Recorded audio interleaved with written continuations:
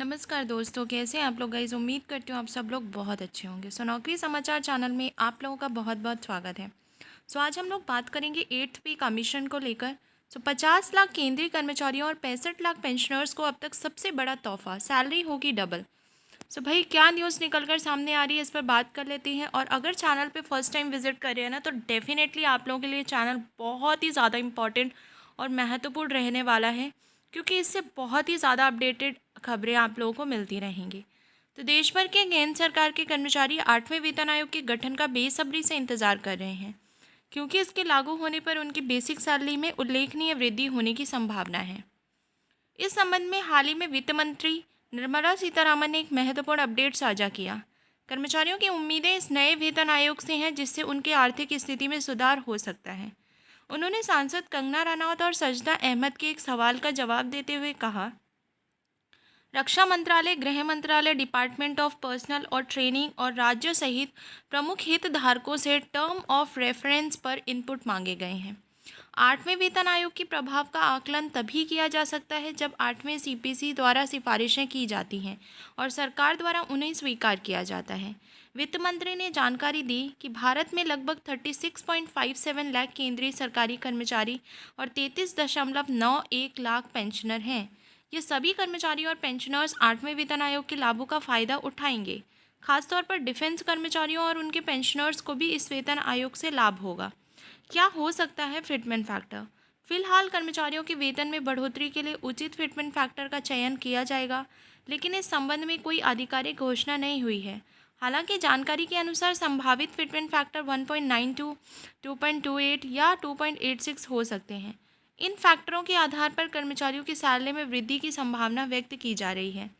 ऐसे में सवाल उठता है कि 8वें वेतन आयोग के तहत 1.92, 2.28 या 2.86 फिटमेंट फैक्टर के आधार पर 20,300 रुपये, 30,200 रुपये, 40,600 रुपये, 50,400 रुपये, 61,000 रुपये और 70,000 रुपये के मौजूदा मूल वेतन वाले केंद्रीय सरकारी कर्मचारियों के लिए संशोधित वेतन क्या हो।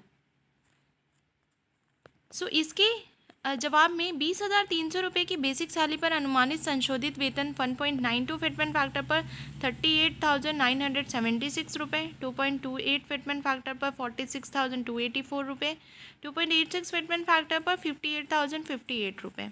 30,200 रुपये बेसिक सैलरी पर पाने वाले का अनुमानित संशोधित वेतन 1.92 फिटमेंट फैक्टर पर 57,984 रुपये, 2.28 फिटमेंट फैक्टर पर 68,856 रुपये, 2.86 फिटमेंट फैक्टर पर 86,372 रुपये। 40,600 बेसिक सैलरी वालों कर्मचारियों का कितना बढ़ सकता है वेतन? 1.92 फिटमेंट फैक्टर पर 77,952, 2.28 फिटमेंट फैक्टर पर 92,568 रुपये, 2.86 फिटमेंट फैक्टर पर 1,16,116 रुपये। 50,400 की सैलरी में कितना होगा इजाफा? 1.92 फिटमेंट फैक्टर पर 96,768 रुपये, 2.28 फिटमेंट फैक्टर पर 1,14,912 रुपये, 2.86 फिटमेंट फैक्टर पर 1,44,144 रुपये। 61,000 रुपये बेसिक सैलरी में कितनी होगी बढ़ोतरी? 1.92 फिटमेंट फैक्टर पर 1,17,120 रुपये, 2.28 फिटमेंट फैक्टर पर 1,39,080 रुपये, 2.86 फिटमेंट फैक्टर पर 1,74,460 रुपये। 70,000 रुपये पाने वाले कर्मचारियों का संशोधित वेतन 1.92 फिटमेंट फैक्टर पर 1,34,400 रुपये, 2.28 फिटमेंट फैक्टर पर 1,59,600 रुपये, 2.86 फिटमेंट फैक्टर पर 2,02,200 रुपये। भाई ये कुछ अनुमानित वृद्धि है जो मैंने डिफरेंट बेसिक जो बेसिक पे है उस पर मैंने कैलकुलेट करके आप लोगों को समझाने की और बताने की कोशिश करी।